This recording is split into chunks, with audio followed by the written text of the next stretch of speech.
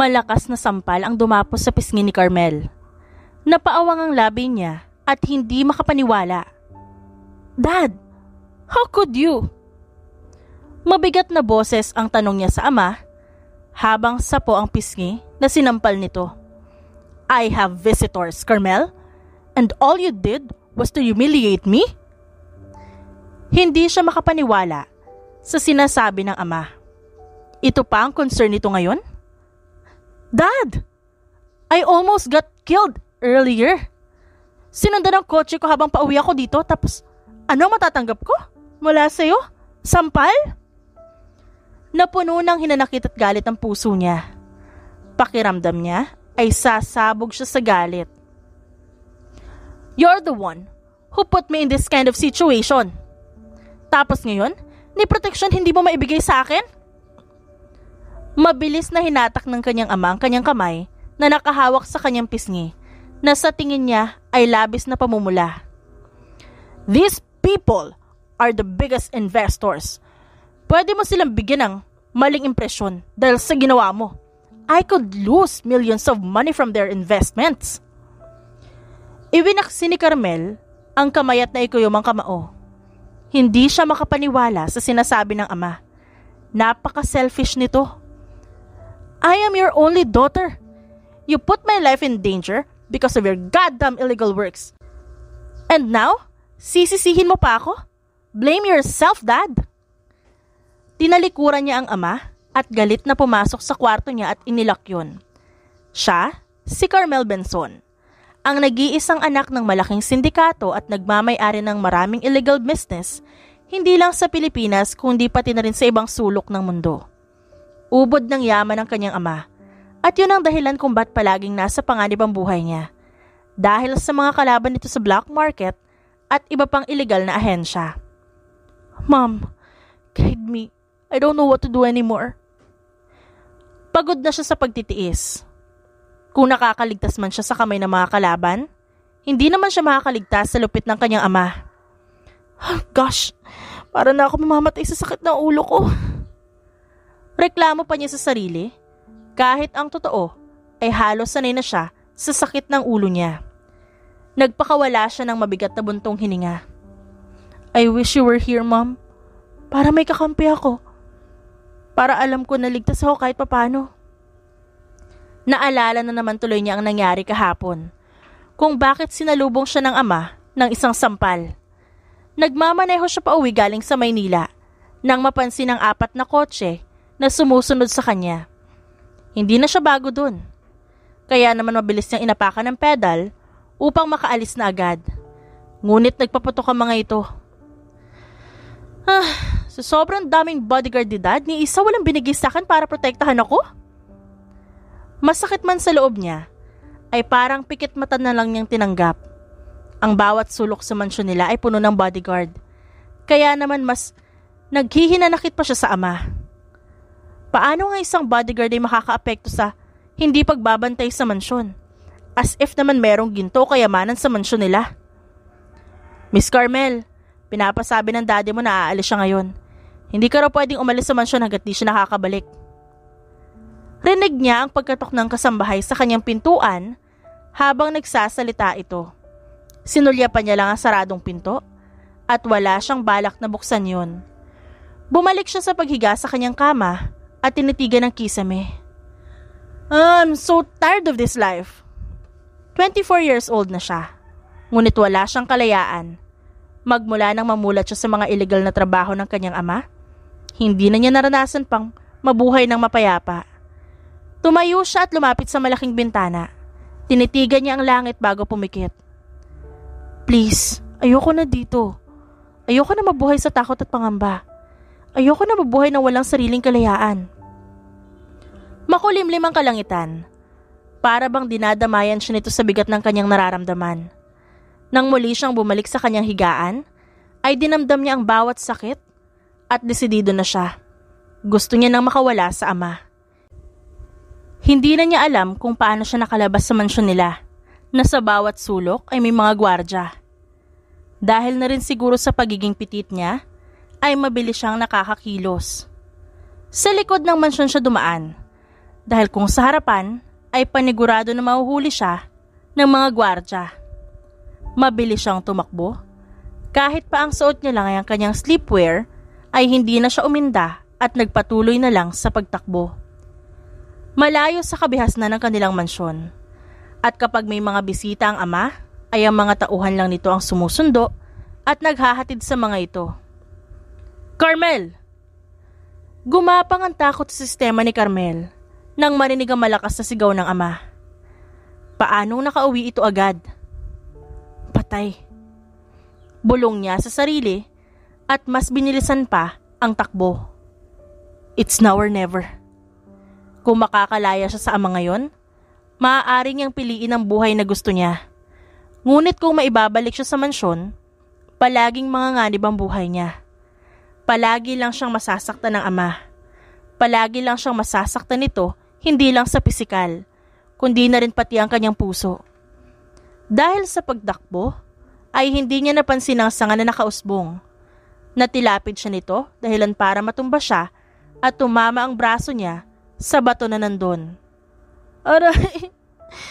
Sakit! Gusto niyang maiyak sa sakit, ngunit pinigilan niya ang sarili at nagpumilit na tumayo. Nakita niya ang maikling ilog, kaya naman bumaba siya doon at nagpatuloy lang sa pagtakbo.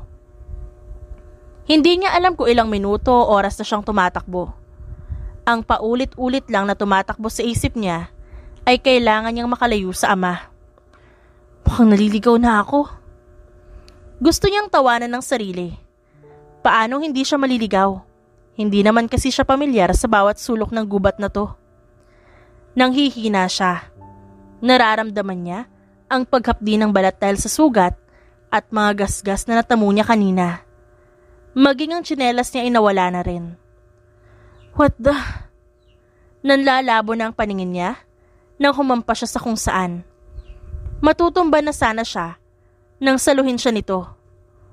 Please. Please ilayo mo ako dito. Aniya, bago tuluyang mawala ng malay. Nagising si Carmel nang maramdaman niya ang paglapat ng maligamgam na bagay sa kanyang katawan. Unti-unti niyang iminulat ang mga mata at naaninagan ang taong nasa harap niya ngayon. Am I dead? Tanong niya sa kaharap nang makita ang kakisigan nito. Para itong perpeksyon na itsura na katulad ng nababasa niya sa libro. Napakakisig nito. Ang buhok nito na medyo makapal ay magulo. Napakamanli ng itsura nito at parang isang Greek god na bumaba sa langit. What? No! Maging ang boses nito ay parang Diyos. Parang sa boses pa lang nito ay handa na siyang luhuran nito at sambahin. Where are we? Asan tayo? Inilibot niya ang paningin na makarecover sa pagkagulat sa maladyos na kagwapuhan ng lalaking kaharap. We're in my mansion. Don't worry, if you want to go, you're free to go. Ayoko. Napatingin ito sa kanya at natigil ang pagpupunas nito sa mga sugat niya. I mean, if okay lang, dito muna ako. Nakita niya ang pagtataka sa mga magaganda nitong mga mata. Para tuloy siyang nahihipnotismo dito. Ikaw ang bahala, malaki naman to. I have a lot of room for you. Tiningnan niya ang mga braso na napuno ng galos. Matapos yun, ay sinulyapan niya ang binata habang nagpapatuloy ito sa ginagawa. What's your name?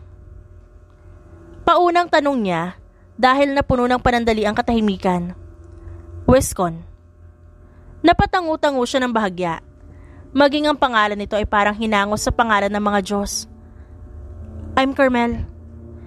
Sa ilang taon niyang nabubuhay sa mundo, ay ito ata ang unang beses na may nakausap siya na wala ang ama o kaya naman ay hindi siya sinakop ng anino ng ama.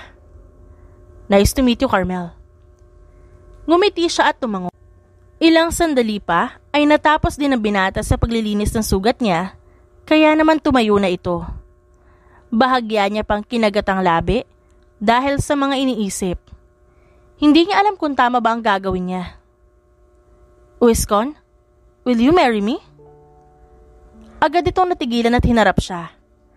Bahagya pang nahulog ang panga nito at mukhang hindi makapaniwala sa narinig. Kung gusto mo lang naman, pero kung ayaw mo. Agad na sabi niya ngunit pinutol nito ang iba pang balak niyang sabihin. Okay, let's get married. Siya naman ang tuluyang nahulog ang panga. Hindi niya alam na papayag ito ng ganun-ganun lang. Ha? Napakurap-kurap siya at tinitigan ng binata. Grabe, napakagwapo nito. Ngayon lang siya nakakita ng ganito kagwapong tao. Sige, magpakasal tayo. Kailan mo ba gusto? Hindi niya maiahon ang sarili sa biglang tanong nito. Nawala ata ang gwardya sa sariling isipan.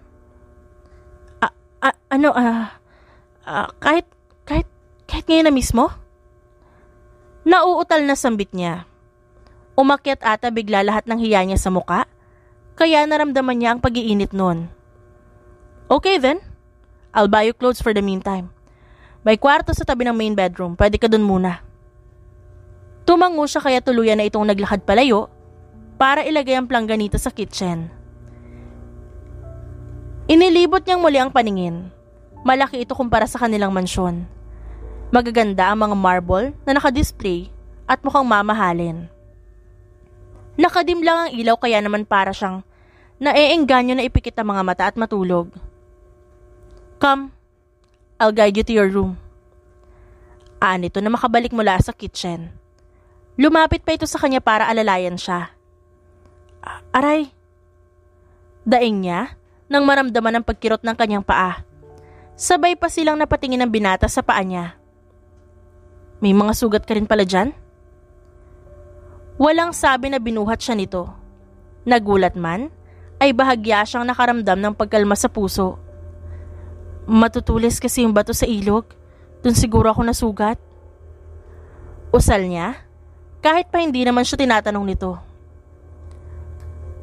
Marami ring matutulis na bagay sa gubat. Kaya siguro ganun. Tumango naman ang lalaki. Alam ko. At wala kang tsinelas man lang kanina. Parang gusto niyang paglaruan ng paa habang buhat siya nito. Ito ang unang beses na may bumuhat sa kanya ng ganito habang inaakit siya sa hagdan. Paano nga isang estranghero ay nagagawang iparamdam sa kanya ang dapat na inaalagaan siya? Tinitigan niya ang binata. Parang naeengganyo siya sa Adam's apple nito na gumagalaw dahil sa paglunok ng marahan. Narinig niya ang pagtunog ng nabuksan na siradura. Tiningnan naman niya ang nabuksan na kwarto. Puro white ang nandun. Ang kortina sa malaking bintana. Ang malakwin bed na kulay white din ang bedsheet at kumot, maging ang mga unan. Don't worry, malinis naman dito. Maingat siya nitong inilapag sa kama. Naramdaman niya ang abnormal na pagtibok ng puso nang dumaan ang kamay niya sa malambot na buhok nito. Thank you. Maliit niyang sambit at maliit siyang nagpakawala ng ngiti. Natigilan tuloy siya. Dahil sa ginawa nito ay mas naghuramentado ang kanyang puso. Stay here. I'll cook you food and buy you slippers. Malamig ang sahig, baka sumakit ang tiyan mo. Hindi niya alam ngunit naramdaman niya ang paghaplos ng mainit sa kanyang puso. Naalala niya ang inanong nabubuhay pa ito. Na-spoiled siya sa pagmamahal nito. Kaya naman nang mamatay ito, ay halos hindi niya kayanin. I won't go anywhere. Paano may pupuntahan siya? Mabuti na nga't nakatakas siya sa ama. Paano pa pag umalis siya? Baka hindi na niya masilayan ang araw kapag nahanap siya nito. Nang lumabas ang binata ay tuluyan na siyang nakatulog sa malambot na kama. Nang magising siya ay naririnig niya ang malakas na ulan mula sa bintana. Humikab siya at tiningnan ng labas ng bintana. Napakadilim nga at parang may bagyo. Bumangon siya at umupo sa kama. Doon ay nakita niya ang 3 slippers. 2 doon ay cotton slippers at mukhang masarap suotin. Ang isa naman ay regular slipper. Maingat siyang bumaba ng kama at isinuot ang kulay puting cotton slipper. At tama nga siya, masarap yun sa paa. Lumabas siya ng kwarto at hinanap ng mga mata ang binata. Napansin niya rin na walang ibang tao doon, kundi siya lang at ang binata. Gising ka na pala. Napalingon siya nang may magsalita mula sa kanyang likuran. Galing pala ito sa kabilang kwarto at mukhang bagong ligo. Napasinghap siya ng marahan nang maamoy ang mabangong amoy nito. Oo, mukhang may bagyo yata. Nakita ko na madilim sa labas at malakas ang ulan. Tumango ito bago lumapit sa kanya. Nasa drawer mo na ang mga gamit na binili ko. I-check mo na lang. I already cooked. Gutom ka na ba? Marahan niyang tinitigan pa ang binata bago tumikim. Maliligo muna ako. Susunod na ako sa baba. Tumango ito sa kanya. Siya naman ay sandaling pumasok muli sa kwarto niya. Nakakahiya itsura ko kumpara sa kanya. Pumasok siya sa banyo at nakita niyang may iba pang tsinelas doon na mukhang bago rin kaya yun ang ginamit niya. Mabilis lang siyang nakaligo at namili sa mga bagong damit. Isang white halter dress ang napili niyang suotin bago suklayin ang buhok at tuluyan ng bumaba para kumain. White looks good on you. Napangiti siya at nahihiyang lumapit sa lamesa para makaupo na. Tumayo naman ito para ipaghila siya ng upuan. Naiiyak siya sa kanyang loob-loob. Napaka-gentleman ng binata. Nang tuluyan na siyang makaupo, ay may kinuha ito sa bulsa. Mabilis na nanlaki ang mga mata niya nang ilapag nito ang box sa ibabaw ng lamesa. I don't know what kind of wedding ring do you want, but I hope you'll like it. I want you to take this ring as a symbol of our marriage. 2 gold wedding ring ang nasa box. Maganda ang disenyo nun at para bang personalize ang mga ito. Nanginginig niyang iniangat ang kamay para hawakan ang box. It's beautiful. Para siyang nahihipnotismo sa ganda ng mga singsing. Para siyang hinihigop nito. Mas maganda ito kapag nasa daliri mo na. Mahina siyang natawa. Kinuha ng binata ang isang singsing at maingat na kinuha ang kanyang kamay. If you wish to quit the marriage, just tell me. I'll fix what you need. Parang tumigil ang pagtibok ng puso niya. Kasabay ng panandali ang pagtigil ng kanyang paghinga. Who is this man? And why do he care so much to me? Tanong niya sa kanyang loob-loob. Maingat itong inilagay ang singsing sa kanyang daliri. Naramdaman niya ang pagdaloy ng kuryente sa kanyang katawan. Alam niyang hindi lang siyang nakaramdam nito. Dahil nakita niya ang pag-igtad nito. Nang mailagay nito ng tuluyan ang singsing sa daliri niya, ay kinuha naman niya ang singsing na para dito. Thank you for marrying me, without even knowing me well. Napangisi siya at maingat na inilagay ang singsing sa daliri nito. Our new family attorney will come by here tomorrow. He will bring our marriage contract and marriage certificate. Nakagat niya ang labi at hindi mapigilang mapangiti. Isang araw pa lang siyang tumatakas at heto't may asawa na siya.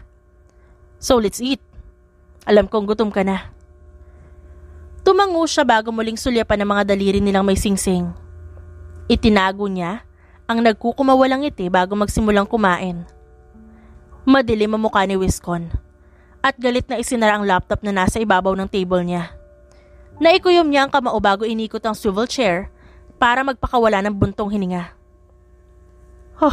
Freddie Benson, you're getting into my nerves. Ngisi niya bago ikalma ang sarili, bago tumayo at lumapit sa bintana. Maglilimang buwan na rin niyang binabantayan ng sindikatong yun. Hindi pa lang niya ito agad ginagalaw dahil pinag-aaralan niya ang bawat galaw nito at kilos. Pinapainit ito ang ulo niya. Masasabi niyang kaya ito nakaligtas sa ilang taon ay dahil maingat itong gumalaw. Mabuti na lang din talaga at napadpad siya sa lugar na ito at nakita ang kahina-hinalang lugar dahil madami itong gwardiya. Doon ay inimbestigahan niya ito. Kaya naman ilang buwan din siyang hindi nagpakita sa pamilya niya. Malakas pa rin ang ulan at sinamahan na ngayon ng malakas na hangin at kidlat.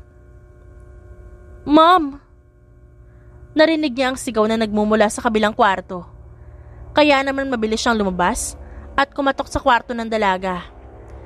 Nang hindi ito sumagot, ay pumasok na siya agad sa kwarto nito. Napakalma siya nang makitang mukhang nananaginip lang ang dalaga. Lumapit siya dito at marahang tinapik ang dalaga para gisingin. Carmel, you're having a bad dream. Maingat niya itong ginising. Halatang halata sa mukha nito ang sakit mula sa kung anumang napapanaginipan nito. Naikuyom niya ang kamao. Kung tama ang hinala niya, hindi lang malupit na tao si Freddie Benson. Masama din itong ama. Ma? Tinapik niya ang dalaga para magising ito. Napasinghap ito ng malakas nang tuluyan na itong magising. Wiscon? Nakita niya ang namumuong luha sa mga mata nito.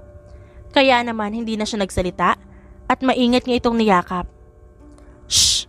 It's okay. It's okay, I'm here. I am your husband now. Tuluyan na itong bumigay at umiyak sa braso niya. Maingat niya lang hinaplos ang likod nito at hinayaan ito na umiyak lang. I'm very sorry, Wiscon. It's been a whole day at ang dami ko na agad na ibigay na responsibilidad sa'yo. Tumawa lang siya ng mahina at inayos ang medyo nagulong buhok ng dalaga. Don't worry about that. Don't even think about that, Carmel. It's okay. It's fine. Hanggat nandito ka sa akin, ay wala kang dapat ibang isipin kundi ang sarili mo lang, okay? Nakita niya ang pagsilay na mga ngiti nito. Kaya naman kumalma ang puso niya at pinagbastan lang ang ngiti ng dalaga. Plus, you are my wife now and you are my responsibility. Ngisi niya dito at natawa naman ito at bahagyang umiling. Sus, ganap na ganap ka naman. Asar niya dito bago tumawa. Ngumisi lang ang binata at inabutan siya nito ng pagkain. Naging tahimik ang mundo ni Carmel sa ilang araw niyang pananatili sa mansyon. Nang kanya ngayon ay asawa na. Hindi niya alam kung pinapahanap pa siya ng kanyang ama. O nakahinga ito ng maluwag nung mawala siya sa puder nito. The lunch is ready. Are you hungry? Itiniklop niya ang libro na binabasa niya at tiningnan ang nakapambahay lang na binata. Yep, let's eat. Bibo niyang sambit at lumapit na dito para sabayan nito patungo sa dining area. Nang nandun na sila, ay pinaghila ulit siya nito ng upuan bago ito naupo na rin. I am heading to Palawan tomorrow. Do you want to come with me? Anyways, no. You're coming with me. Wala ka rin namang kasama dito. Napangiti na lang siya at tumango. Ito din naman talaga ang gusto niya, ang makalayo-layo. I'll come with you kahit saan pa yan. Ngumiti din ito sa kanya bago siya muling nilagyan ng pagkain sa pinggan. Kinabukasan ay maaga siyang nagising. Nagulat pa siya nang maabutan niya sa sala ang nakadekwator na binata habang nakapatong sa tuhod nito ang laptop. Ang aga mo namang nagising. Akala ko mauuna ako sa'yo. Ngumisi ito sa kanya bago nito ilapag ang hawak na laptop. Nasanay lang. Come, sit. I'll make you a coffee. Ngumiti siya at lumapit sa pinakakaupuan nito. You seem busy. May work ka ba sa ibang lugar? You've been here since day 1. Nagkibit balikat lang ito bago tumayo. I'm working at home. No need to worry. Iniwan siya nito saglit kaya naman ikinumportable niya ang sarili sa sofa. Nang makabalik siya, ay may dala na itong 2 tasa. We will use helicopter later, okay lang ba sa'yo? Tumangutango siya habang maingat na inaabot sa kanya ang tasa. Careful, it's hot. Bago pa niya tuluyang mahawakan ang mainit na tasa, ay binawi muna nito at hinipan. Ayos lang, ako na. Aniya, dahil nakaramdam siya ng hiya. Dahil kahit maliit na bagay lang ang ginagawa nito, ay napapasaya pa rin siya nito. You might burn your tiny hands. Natawa ito at napailing na lang. Hindi ako bata. Ayos lang ako ng bahala. Kayang-kaya ko yan. Pabiro siya nitong inirapan.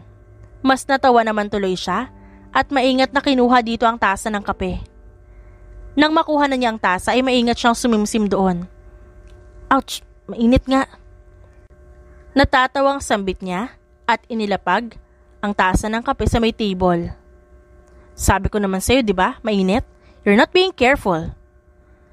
Mahinahong sermon ito sa kanya. Hindi niya alam na may ganito klase pala ng tao. Na kahit dapat ay nagagalit ay mahinahon pa rin. Nakagat niya tuloy ang labing na paso. Ewan ba niya? Parang nawawala ang sense of security niya sa sarili dahil kasama niya ang binata at dahil alam niyang inaalalayan siya nito. Akala ko kasi nagjo-joke ka lang. Tinaasan siya nito ng kilay habang chinecheck ang labi niyang napaso. Mukha ba ako nagjo-joke? Ngumisi lang siya at tiningnan lang muli ang kape na nasa mesa na inilagay nito doon kanina. Nang matapos sila sa pag-aalmusal, ay tinulungan na siya ni Wiscon sa pag-aayos ng mga dadalhin niya. Konti lang naman, dahil sabi nito, doon na lang bibili ulit. Hindi niya alam kung mayaman ba ang binata. Hindi niya rin naman kasi alam kung pag-aari nito ang mansyon. Malay ba niya kung sa pamilya pala ito ng binata at tinitirahan lang nito. Oops, careful! Baka madulas ka. Pag-alalay ni Wiscon sa kanya habang paakyat sa helicopter. Mahina naman siyang natawa at pinakalma ang binata. Chill ka lang. Hindi naman ako madudulas basta-basta. Nagdududa ang tingin nito sa kanya at parang hindi pinagkakatiwalaan ang sinasabi niya. Ang sabi mo kanina ay ayos ka lang. Hindi ba't napaso ka? Ngumisi lang siya at humawak lang na mabuti para hindi siya madulas. Para hindi na siya mapahiya ulit. Okay na talaga ako, promise. Kahit pa sinabi niya yun, inalalayan pa rin siya nito. Hindi na lang niya ito kinontra para hindi na lang din humaba pa. Wow, this is my first time flying. Nakita niya ang pagsulyap sa kanya ng binata. Gusto mo ba mag-skydiving minsan? Nanlaki ang mga mata niya. Pakiramdam niya ay nagniningning ang mga mata niya dahil sa narinig. Hindi ko pa nararanasan yun. Gusto kong itry.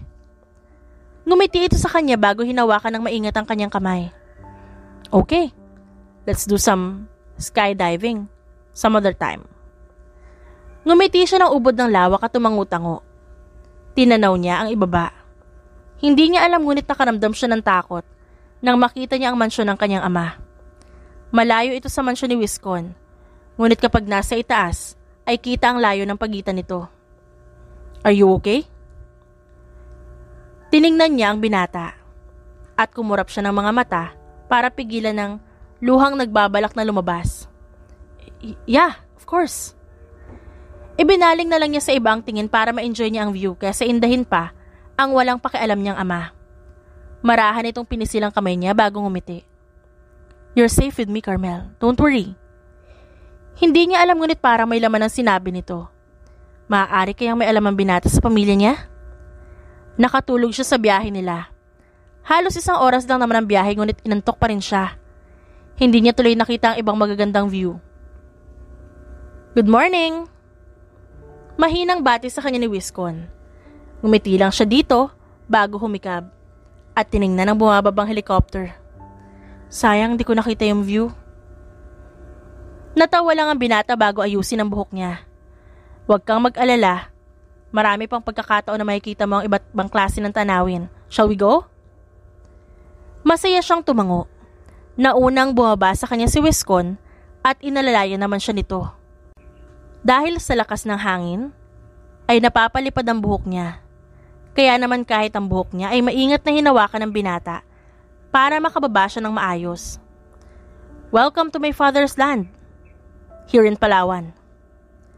Nakangiting saad ng binata. Napanganga naman siya dahil sa amazement. Wow, ang ganda dito! Hinawakan nito ang kamay niya para alalayan siya sa paglalakad sa malawak na lupain na puno ng iba't ibang uri ng bulaklak.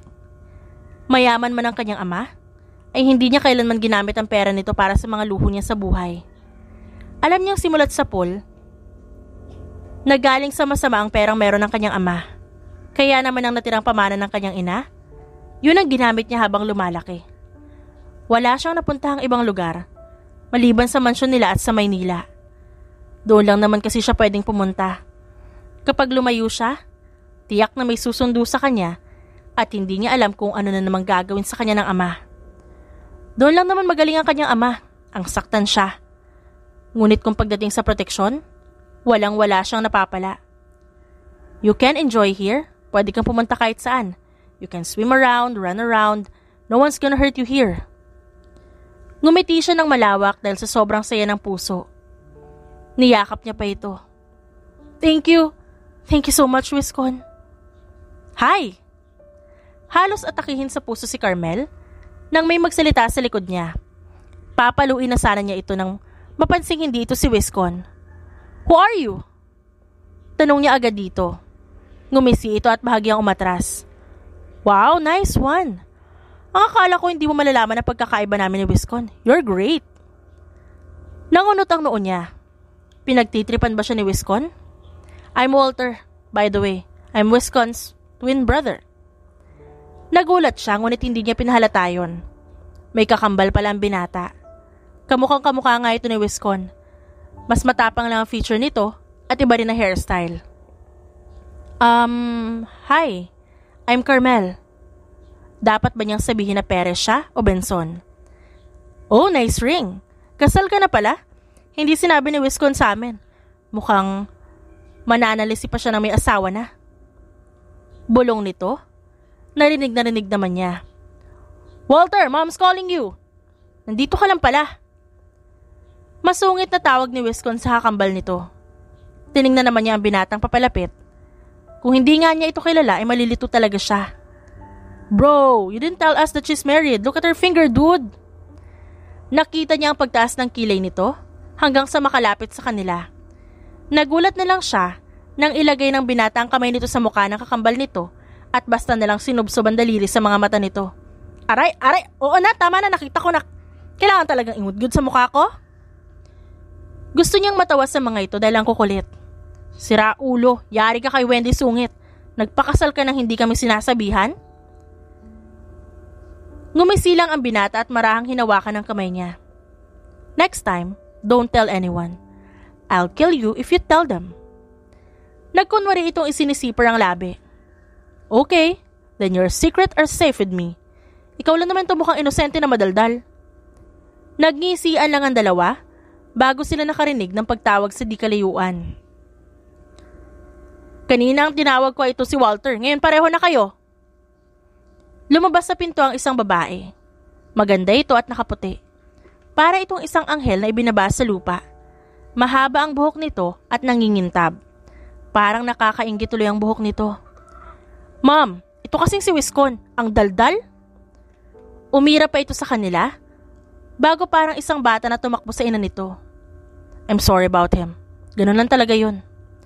"No, it's fine. Wala rin naman talaga siyang sinabi." Ngumiti ito sa kanya bago siya alalayan papasok sa mansyon ng mga ito. 2 araw pa lang sila sa Palawan, ay pakiramdam ni Carmel na doon ay kontento ang puso niya. Napakapayapa ng buhay niya sa piling ng mga ito. "Iha?" Mula sa pagkakaupo sa buhanginan, ay napatayo siya para tingnan at salubungin ang tumawag sa kanya. "Tita, bakit po?" Ngumiti ito ng matamis sa kanya. Mukha lang itong masungit at matapang, ngunit napakabait at lambing. "I bought you swimsuits. Ang sabi kasi ni Wiscon, wala ka pang damit pang swimming?" Napangiti siya at mahinang tumango. "Wala pa nga po. Hindi pa po kasi kami nakakabili. Salamat po ah." Ngumiti ito at iniabot sa kanyang paper bag. "Here, magaganda ang mga yan. Mga trend suits yan kaya for sure bagay na bagay sa'yo." Malawak ang ngiti niyang tinanggap ang paper bag. "Thank you so much, tita." Ngumiti lang ito at marahang inayos ang buhok niya. "No problem, iha. I also have a daughter. Kaso may sarili na siyang pamilya." Kung ganon, ay may kapatid pa rin palang iba sila Wiscon. Hindi niyo yun alam. "You're a very pretty lady. Enjoy your time here. Don't worry, you can enjoy whatever time you want." Nagpaalam na ito sa kanya kaya naman nakangiti niyang tiningnan ang laman ng paper bag. Bumalik siya sandali sa mansyon para magpalit ng mas maayos. Saka siya patakbong nilapitan ng kulay asul na tubig dagat. This is life. Kung hindi si Wiscon na naging asawa niya, at kung hindi ito ang nakahanap sa kanya, mararanasan niya kaya ang ganitong uri ng kalayaan?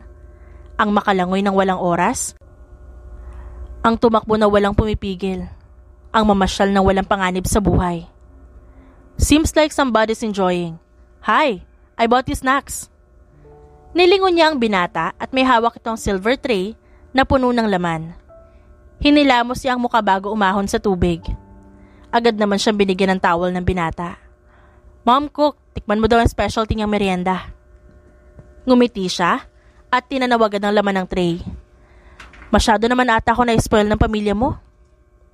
Ngumiti lang ang binata at inayos pa nito ang tray sa lamesa bago siya inalalayan pa upo. It's okay. Gustong-gusto lang talaga ng family namin na may mga bisita, lalo na ang pamilya namin sa Maynila. Bahagya siyang nagulat ngunit ngumiti rin. Malaki pala ang pamilya niyo? Tumango lang ito bago siya subuan ito ng pagkain na niluto ng ina nito.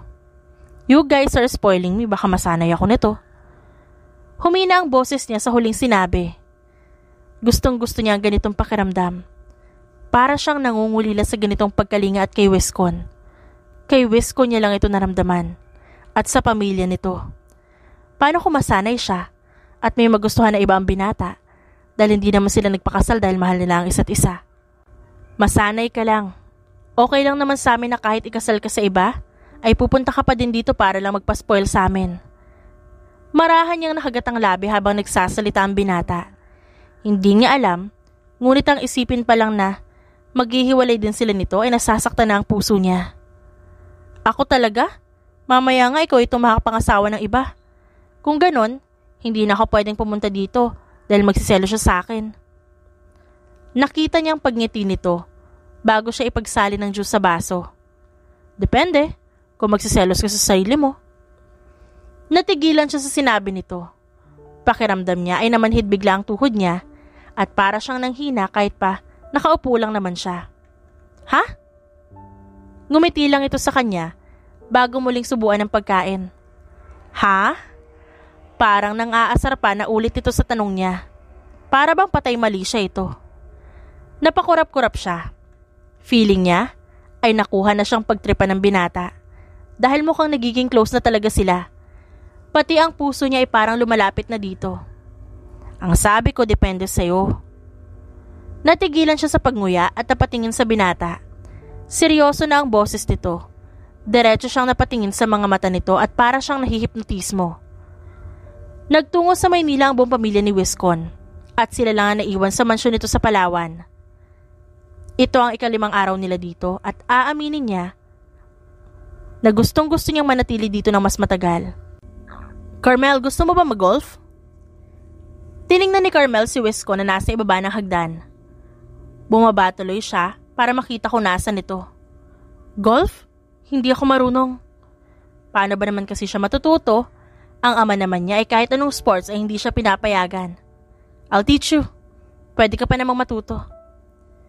Tuluyan na siyang nakababa sa hagdan. Nakasuot siya ng strap top na pinaresa niya lang ng skirt. Really? I will surely love that. Nahanap niya ang binata sa ilalim ng hagdan. Nakaupo ito habang nagbabasa ng newspaper. Yup. Napatingin ito sa kanya. Hindi naman nakatakas sa kanya ang marahang paglunok nito. You will surely love that. Nag-iwas ito ng tingin bago tumayo at itiniklop ang newspaper. Shall we go? Para maaga pa at di masyadong mainit. Tumango siya at lumapit sa binata para humawak sa braso nito. Masyado na talaga siyang nasanay sa binata at nagiging komportable na siya dito. Let's go! Naramdaman niya ang pagkatigil ng binata. Tiningnan naman niya ito pero mabilis naman itong nag-iwas ng tingin. Yeah, we should really go. Hawak niya ang braso nito na maglakad sila palabas ng mansyon. Doon naman ay nakita niya agad ang golf cart na nakaparking sa labas. Inalalayan siya nito na makaakyat. Kahit mababa lang naman ang aakyatan. Napakamaalaga talaga nito sa kanya. Hindi naman sila nagtagal at nakarating na rin sila sa malawak na golf area. Walang ibang tao doon. Kaya panigurado na kahit hindi siya marunong mag-golf, walang ibang makakakita kundi si Wiskon lang. Ang lawak naman dito. Inilibot niya ang paningin. Purong green at napaka-fresh tingnan. You can play whenever you want. Ikaw na magsasawa dahil wala kang kaagaw sa area. Ngumiti siya. Lalo na nang abutan siya nito ng golf club. Here, let me teach you how to hold that. Tumayo naman siya agad. Pumosisyon nito sa likod niya. Inayos naman niya ang paa bago hayaang alalayan siya ng binata. Ito, ganito dapat ang hawak mo. Muli niyang naramdaman ng kuryente sa katawan niya nang dumampi ang kamay ng binata sa kamay niya. Tuluyan na nga nitong sinakop ang mga kamay niya para i-guide siya sa kung paano ang tamang paghawak nito. Ganito? Nauutal na tanong niya nang halos hindi niya na maramdaman ng tuhod dahil sa biglaang naramdaman ng puso. Yes, then position your body like this. Naramdaman niya ang pagbuga ng hangin nito sa liig niya na nayutuloy ang balahibo niya. Then hit the ball. Sinabayan niya nito ng pagtira. Nanlaki ang mga mata niya nang nakitang na-shoot ito sa butas. Oh my gosh! Na-shoot natin! Sa tuwa niya ay napaharap siya dito habang malawak ang ngiti. Yeah, you did great. Nahihirapang saad ng binata bago mag-iwas ng tingin. Are you okay, Wiscon? Nakita niya ang marahang paglunok nito, kasabay ng mahinang pagtango. I'm fine. You should try it now, alone. Tumango siya at nakangiti pa rin na ipinwesto ang sarili katulad ng turo ni Wiscon sa kanya kanina. At sa muling pagkakataon, ay nashoot niya ulit yun. Tuwang-tuwa siya, lalo na nang sa iba pang bola ay nashoot niya rin sa lahat. You're great as a first-timer. Bati nito sa kanya, bago iniabot sa kanya ang tumbler na hindi niya alam kung saan nanggaling. Thank you. Tinanggap niya ang tubig at uminom doon. Pinunasan naman nito ang pawis niya habang umiinom siya. Ayaw niya sana ang ganito, na nasasanay siya sa binata. May kung ano kasing nararamdaman ng puso niya at hindi siya sigurado doon. Sinulya pa niya ang kamay nito kung saan naroon ang daliri, nasuot ang singsing. Hindi niya nakitang inalis man lang nito minsan ang singsing na yon. Hindi kaya nahuhulog na siya sa binata? Ngunit hindi niya alam kung ano nga ba ang pakiramdam ng in love. Paano kung mali lang siya? You're welcome. Pareho silang natigilan na magtama ang mga mata nila. Mas lalo tuloy nagwala ang puso niya. Pakiramdam niya ay muling nanghihina ang kanyang tuhod. Ang ganda ng mga mata mo. Napangiti siya sa sinabi nito. Maging ang kanyang ina nung nabubuhay pa ito ay palaging pinupuri ang mga mata niyang may halo na berde. Ang ama niya ay ni minsan hindi siya nito matingnan sa mga mata. Kaya hindi nito nakikita ang tunay na kulay ng kanyang mga mata. Isinara niya ang tumbler at basta na lang itong binitawan. Isinungkit niya ang mga braso sa batok nito at mas hinayaan ang sarili na mahulog sa mga titig ng binata. Don't look at me like that, Wiscon. I might fall. Ngumisi ang binata at inilapit ang mukha sa kanya. Just fall. I'll catch you. I will. Duda siya sa sarili. Totoo ba ang nararamdaman niya dito? O dahil ito lang ang nasa tabi niya ngayon? Hindi na siya nag-isip pa. Tumingkayad siya para maabot ang labi ng binata. Natigilan ito, ngunit sinagot din ang halik niya. Kumpirmado. Hulog na nga siya sa binata. Halik lang pala ang paraan para malinawan siya sa nararamdaman. Kung yun lang pala, ay sana matagal niya na itong hinagkan. Matangkad ang binata kaya naman halos mabuhat na siya nito para lang hindi siya mahirapan sa pag-abot sa labi nito. I think I'm falling for you. Anong gagawin ko? Mahinang tanong niya dito nang putulin niya ang sinimulan niyang halik. Then fall for me. I will gladly catch you. Napapikit siya at muling inangkin ang labi ng binata. Sa ngayon, ay ayaw niya munang isipin. Sa tingin naman niya, ay hindi nito masasaktan ang puso niya. Sa ngayon. Naramdaman niya ang maingat na pagdiin pa ng binata sa kanilang mga labi. Kaya naman napangiti siya sa gitna ng kanilang halikan. Red alert. Carmel Benson is safe with me. Attack the location. Madiin at maotoridad na sambit ni Wiscon sa mga tauhan. Bumalik na silang muli sa West. Pagod sa biyahe ang dalaga kaya naman pinagpahinga niya muna ito. Ito ang araw na matagal niyang maingat na pinagplanuhan. Nakakita kasi siya ng secret passage patungo sa loob ng mansyon ng mga Benson. Doon ay aatakihin nila ang mga ito mula sa loob at aabangan naman mula sa labas. Copy, sir. Agent Wiscon Peralta Perez. On red alert. Hindi siya kailanman tumigil sa kanyang trabaho. Kaya rin isinama niya dito sa Palawan upang makapagplano ng mas maayos sa mansyon. Nakapagpalagay na siya ng security gadget sa buong mansyon para ma-sure siyang hindi na muling mahahawakan ni Freddy Benson si Carmel. Huwag patakasin ng kahit sino. Make sure to clean everything. Tumango ang mga ito bago lumabas ang ilan. Matapos niyang kausapin ang mga tauhan at magbigay ng clear instructions sa mga ito, ay pumasok siya sa kwarto ng dalaga at nakahiga lang ito at nakatingin sa kisame. Who are you, Wiscon? Hindi galit ang boses nito. Kalmante at para bang hinihintay talaga na magsalita siya. I'm a Peralta. Hindi man alam ni Carmel ang mga ito, ngunit pamilyar sa kanya ang apelyido na yon.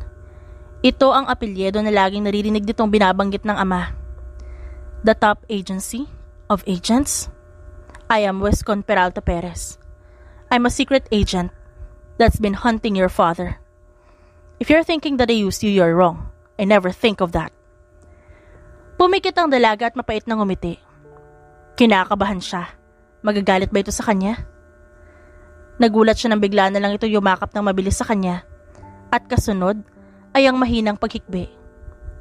Catch him, Wiscon. You can also kill him. Masama siyang tao. He killed my mom. Humagulhol ito at mas dumiin ang pagkakayakap sa kanya. Kaya naman naramdaman niya ang pagkirot ng puso niya. Mas hinigpitan niya ang yakap dito para maramdaman itong hindi ito nag-iisa. I will. Calm down. I'll put him wherever you want. Pagbabayarin niya ang lalaking yun. Sa lahat ng traumang naranasan ng dalaga dito. Sa lahat ng pinagmula ng galit at takot nito. Can I come with you? I want him to see the suffering. Kahit kailan hindi siya naging mabuting ama sa akin. Hindi naging mabuting asawa kay mommy. He just left my mom in the middle of the rain, struggling and cold. Nagmamakaawa ang mommy ko. He was so cold-hearted that he killed his own wife. Aware si Wiscon sa masasamang tao, sa mga halangang sikmura. Ngunit hindi niya akalain na may kayang pumatay sa sariling asawa. Mulat siya sa pagmamahala ng mga magulang niya, lalo na ang iba pang kapamilya nila na may sarili na ding pamilya. Alam niya at ang mga magulang niya ang tungkol sa dalaga. Hindi mo na nila sinabi sa ibang kapamilya para hindi gumalaw ang mga ito na hindi niya alam. Kaya naman nang malaman ito ng kanyang ina, ay maingat itong tinrato ang dalaga. Natatakot na masaktan ang kawawang puso nito. You can come with me. I will protect you with my life. I won't let him touch you again. Not in my watch. Ang akala niya ay magagalit ito sa kanya dahil baka isipin nito na ginamit lang niya ito para sa ama nito. Ngunit kabaliktaran pala ang lahat ng takot niya. You've done so much for me, Wiscon. How can I ever repay you? Ngumiti lang siya at maingat na pinunasan ng luha ng dalaga. Hindi mo kailangan bayaran ako. I'm doing this because I want to protect you. Maingat niya itong hinagkan sa noo. Gustong-gusto niya lang itong protektahan. Noong unang beses pa lang na makita niya ang dalaga at masalo niya ito sa kanyang mga bisig, ay nais na ng sistema niya na protektahan ang dalaga laban sa tinatakbuhan nito. Maingat niyang iniangat ang baba ng dalaga at marahan na inilapat dito ang labi niya. I will fight every person who will try to hurt you. Naramdaman niya ang paggapang ng kamay ng dalaga patungo sa batok niya. Kaya naman marahan niya iginabay ang kanyang kamay sa likod nito. Sir, ang mami niyo po dumating. Napapikit sa inis si Wiscon nang malakas na bumukas ang pinto ng kwarto ng dalaga. Nilingon niya bigla ang kanyang nahiyang tauhan at sinamaan ito ng tingin. Susunod na ako. Nahihiya itong tumango at mahinang sinara ang pinto. Tiningnan naman niya ang namumulang dalaga. So, nasa na nga ba tayo? Ngisi niya sa dalaga.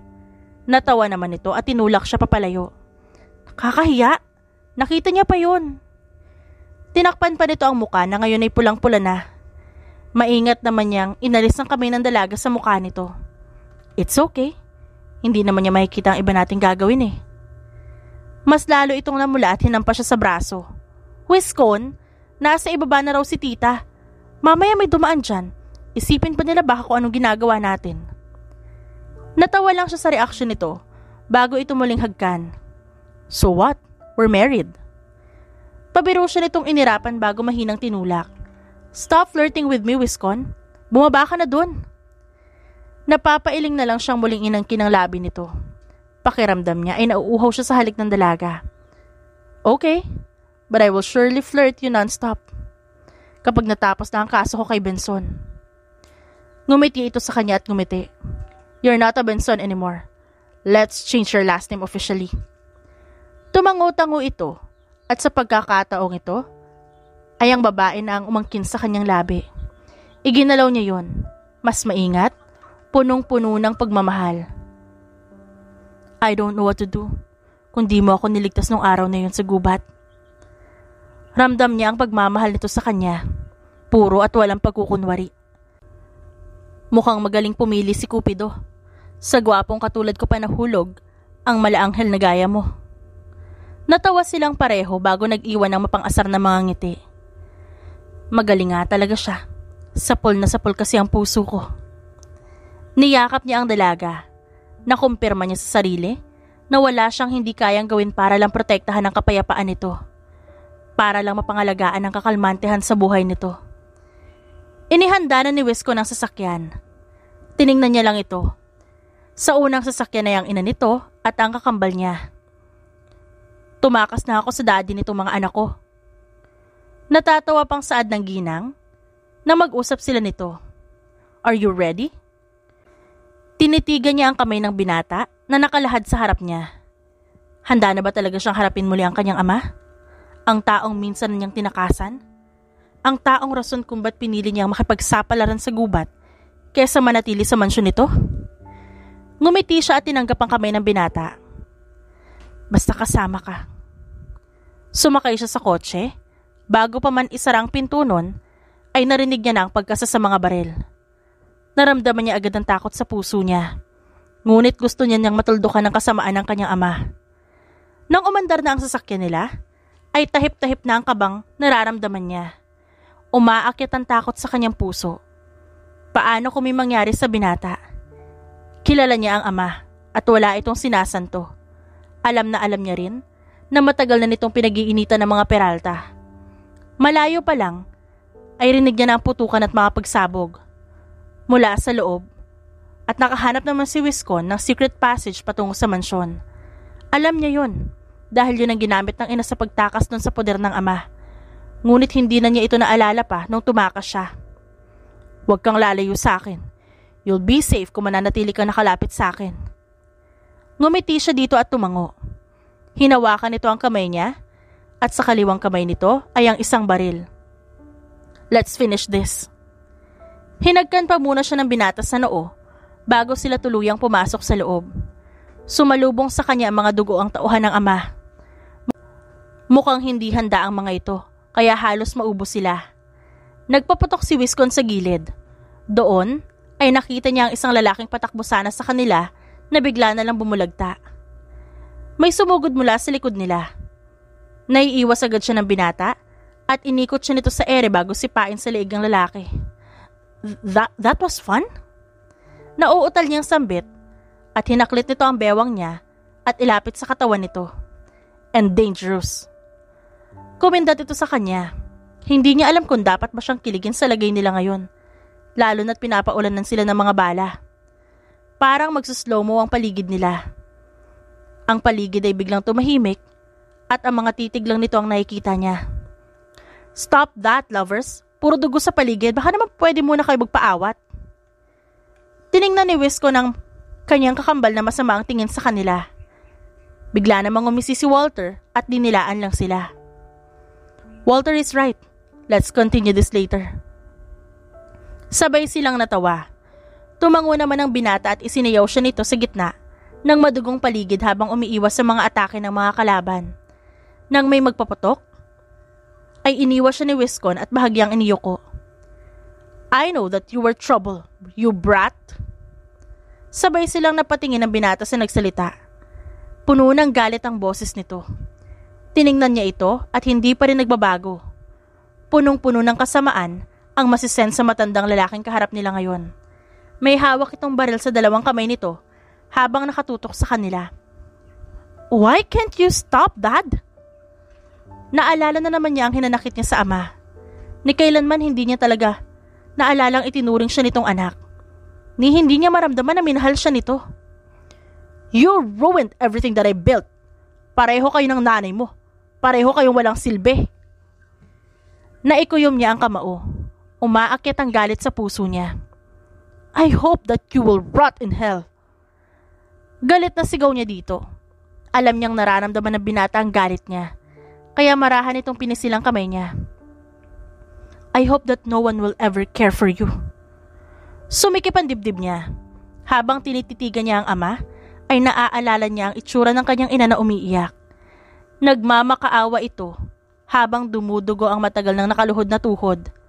Ang ama niya ay nakatayo lang sa terrace habang may hawak na wine at tinitignan lang ang kanyang ina na umiiyak sa ilalim ng malakas na ulan habang kumikidlat. I hope that you will be sent to where you belong. Punong-puno ng sakit ang puso niya. Ang makita ng dalawang mata niya kung paano ikasa ng ama ang baril at itutok yun sa kanyang ina. Ano bang kasalanan ng kanyang ina para magdusa ng ganun? Ang tanging kasalanan lang naman ito ay mahalin ng ama niyang walang kasing sama. Your mom deserves to die. Traidor siya kagaya mo. Mga traidor kayo. Naikuyom niya ang kamao bago nagpakawala ng mabigat na hininga. He's all yours, Wiskon. Bulong niya sa binata. Naintindihan naman ito ang sinabi niya. Bago pa siya makarinig ng muling putok ng baril, ay iginilid siya nito at tinakpan ng kanyang mata. Isa lang ang hiling niya, na sana ay maging payapa na ang kanyang ina na namatay sa kamay ng lalaking minsan nitong minahal. Na ang akala nito ay makakaranas ng tamang pagmamahal, ngunit kalupitan lang ang naranasan nito. Mom, I'm free. Like what you always wanted. Naramdaman niya ang pag-agos ng mainit na likido sa kanyang pisngi. Kasunod nun ay ang maingat na pagyakap sa kanya ni Wiskon. I will be back and I will crush you, Carmel. Hindi na niya hinarap ang ama. Sa pagkakataong ito, ay tuluyan niya na itong kalilimutan. Aalisin niya ang kahit anong bagay na magpapaalala na anak siya ng isang masamang tao, ng isang kriminal. Just bring it on. You will never touch the tip of her hair. Subukan mo. Banta dito ni Wiskon bago siya alalayan patalikod sa ama na dinala ng mga tauhan nito. Iha! Hinarap nila ang ina ng binata. Kumakaway ito at malawak ang ngiti. Kahit pa may galos ito sa braso, ay parang wala lang ito dito. You can always go to our mansion. It's your home now. Ngumiti siya dito at pinigilan na nagbabantang mga luha. Tumangutang siya at niyakap ang ginang. Thank you so much, tita. Thank you for everything. Hinaplos nito ang buhok niya at naramdaman niya ang maingat na halik nito sa ulo niya. My son will surely take care of you. Pinalaki ko yan ng maayos. Ngumiti siya at tiningnan ng binata na nakangiti lang habang naghihintay sa kanila. He's a great guy, tita. And thank you for teaching him how to treat a woman. Kumindat ito sa kanya bago sila ipagtulakan palayo. Tumatawang pumasok si Wiskon at Carmel sa mansyon nila habang kalong siya ng nobyo. Nag-aasaran sila habang papasok kaya naman pakiramdam niya ay sumasakit ng tiyan niya. Wow, what a nice view talaga. Ilang beses ko na nga nakita ang ganitong tagpo. Bitter na usal ni Walter at pabiru pang sinuntok ang kawawa nilang unan. Oh, so she's the unlucky woman. Anang isang babae. Halos kahawig din ito ng kambal. Kaya sa tingin nito ay ito ang panganay sa magkakapatid. Wendy Sungit, fiancé ko. Naubo naman si Walter kaya pinagtaasan nila ito ng kilay. Sinusuntok pa nito ang dibdib at ubo pa ng ubo. Fiancé? Hindi ba at last year kasal na kayo? Divorce na kayo? Lo, Wiskon. Kailan ka pa natutong magsayang ng pera? Kinuha ni Wiskon ang dagger niya na hindi niya alam kung saan galing at walang sabing inihagis yun sa kapatid. Nangangalawang ka na, Wiskon. Yan ba ang nagagawa ng pag-ibig? Parang itong si Wendy Sungit. Ni hindi ako matamaan. Malakas na suntok ang tumama sa braso ni Walter nang sabihin niya yun. Aray! Hindi pala natatamaan ah. Tumayo ito at pinagpagan ng kamay. Lumapit ito sa kanila at inilahad ang kamay sa harap niya. Wendy, I'm their older sister. Nice to meet you, girl. Ngumiti siya at tinanggap ang kamay nito. Nagulat siya nang hilahin siya nito at yakapin. You're a lucky girl. He's a good brother and a cousin. He's a great guy. Napangiti siya at gumanti ng yakap. Alam niya yon. Dahil sa loob ng halos 2 taon, ay hindi siya kailanman tinuring na parang wala lang nito. Bawat araw ay tinatrato siya ng tama nito. Pakiramdam niya ay nakalimutan na niya lahat ng sakit dahil sa lalaking to. Tama na yung pagpapabango sa akin. In love na sa akin yan. Natawa na lang sila at napailing. Minsan din talaga ay natuto ng magpahangin ng binata. Iniahon ni Carmel ang sarili sa malamig na tubig dagat. Halos kalahating oras na rin siya nakababa doon, habang pinapanood lang siya ni Wiscon sa hindi kalayuan. Ngumiti siya at kumaway dito. Kumaway naman ito pabalik sa kanya at inihanda na agad ang towel niya. Nag-enjoy ka ba? Tumango siya bago yakapin ng asawa. Hindi naman ito nagreklamo sa kanya. Sa halip ay niyakap din siya nito. Sobra, thank you. 2 taon at kalahati na silang kasal ni Wiscon. Ngunit ni minsan, hindi siya nito pinilit na mag-anak. Wala pa siyang planong mag-anak at hindi yun kinokontra ng asawa niya. Sinusuportahan lang siya nito sa lahat ng gusto niya. I want you to enjoy your life fully. If you're ready, then I will be here waiting for you. Ito ang sinasabi sa kanya ng asawa sa tuwing babanggitin niya na gusto niya na itong bigyan ng anak, ngunit hindi pa siya handa. Let's eat dinner. I cook plus mom's specialty is also present. Lumiwanag ang ngiti niya at hinayaan niya nang buhatin siya ng asawa papasok sa mansyon nila. Dahil nahilig sa paglalangoy, ay muling nagpatayo ng mansyon si Wiscon sa tabi ng beach. Halos araw-araw tuloy ay nasa dagat siya. Pagpasok nila sa mansyon, ay ibinaba siya ng asawa sa harap ng pinto. Natigilan siya na makita ang red petals sa paligid, puno ng candlelights at talaga namang napaka-romantic. Flowers for you, my beautiful wife. Iniabot nito sa kanya ang paborito niyang bulaklak. Inamoy niya ito at napangiti. Thank you, baby. Namuo ang luha sa mga mata niya. Ito na naman ang kanyang asawa. Paiiyakin na naman siya sa kaligayahan. Naglakad siya sa petals na nakakalat sa sahig. Patungo ito sa dining area. Doon, nakita niya ang lamesa nila na puno ng paborito nilang pagkain mag-asawa. Happy anniversary, wifey. I love you so much. Ngumiti siya at niyakap ito. Sa buong pagsasama nila, ito ang bigay ng bigay sa kanya. Kaya ngayon, handa na siyang maging asawa sa kanyang asawa. Happy anniversary, baby. Thank you for everything. You were a great husband. I love you. Nanginginig ang kamay ni Carmel habang tinatawagan niya ang kanyang mother-in-law. Hindi niya mahagilap ang dapat niyang sabihin nang sagutin nito ang tawag niya. Ma? Pinutol siya nito nang mabosesa ng boses niyang nag-aalala. What happened? Did you and Wiscon fight? At talagang, nasa na lalaking yon? I'm 4 weeks pregnant, ma. Natahimik ang nasa kabilang linya. Ang sunod na lang niyang narinig ay ang sigaw ng kanyang father-in-law at ang mahinang paghikbi ng ginang sa kabilang linya. Oh my gosh! Where are you? Are you alone? Where is Wiscon? Does he know? Naibsan kahit papaano ang hindi niya maipaliwanag na nararamdaman dahil sa kanyang mother-in-law. Marahan siyang napangiti. Hindi pa po niya alam, ngayon ko pa lang din po kasi nalaman kasi ngayon lang po ako nagpunta ng ospital. Narinig niya agad ang pag-start ng kotse. Napailing tuloy siya at napangiti. Huwag kang aalis dyan, pupunta kami ng papa mo. Napangiti siya at tumangutango kahit hindi nakikita ang mga ito. Hihintayin ko po kayo. Nang putulin niya ang linya, ay maingat niyang hinaplos ang kanyang tiyan. Nanginginig siyang napangiti. Hi baby, I'm your mommy. Handa na pala siya. Handa na talaga siyang bumuo ng pamilya kasama ang kanyang asawa. Dahil deserve nito.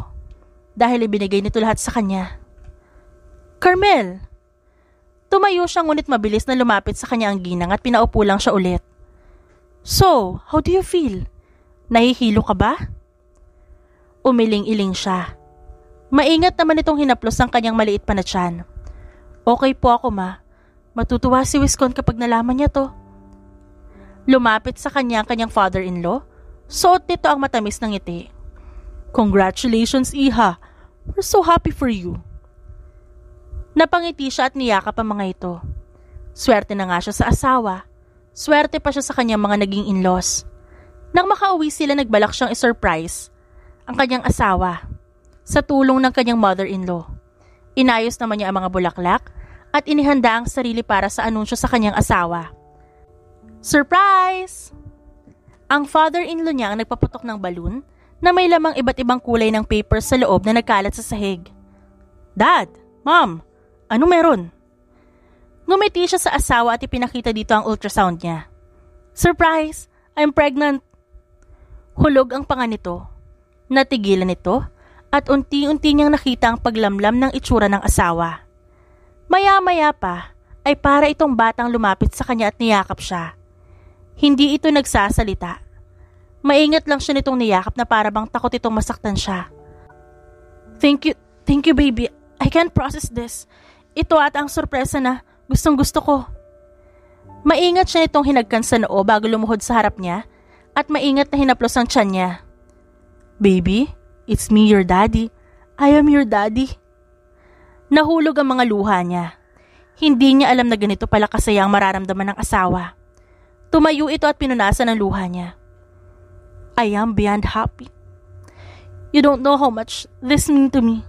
I love you so much, wife. Sa buong pagbubuntis ni Carmel, ay mas naging maingat sa kanya si Wiscon. Ni ang pagkuha ng tubig, ito pa ang gumagawa. Dito naranasan ni Carmel ang lahat ng first time. Dito niya nakita ang totoong pagmamahal. Ang pinagkait sa kanya ng ama ay hindi pinagdamot ng kanyang asawa. Sobra-sobra siya nitong minahal. Nag-uumapaw palagi ang puso niya sa sobrang saya.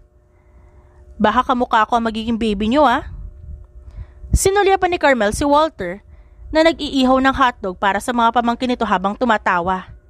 Magdududa ako kung ang kamukha ng anak namin ay si Enrique Hilat hindi ikaw. Malamang kakambal ka ng asawa ko.